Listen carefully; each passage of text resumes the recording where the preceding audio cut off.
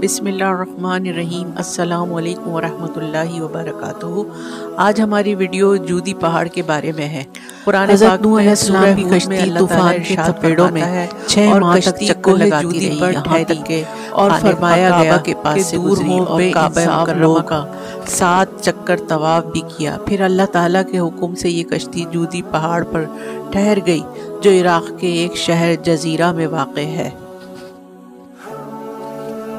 रिवायत है कि अल्लाह ताला ने हर पहाड़ की तरफ ये वही की कि हज़रत नूह अलैहिस्सलाम की कश्ती किसी एक पहाड़ पर ठहरेगी, तो तमाम पहाड़ों ने तकब्बुर किया, लेकिन जूदी पहाड़ ने इनकिसारी और आजिज़ी का इजहार किया, तो अल्लाह ताला ने इसको ये शर्फ बख्शा कि कश्ती जूदी पहाड़ पर ठहर।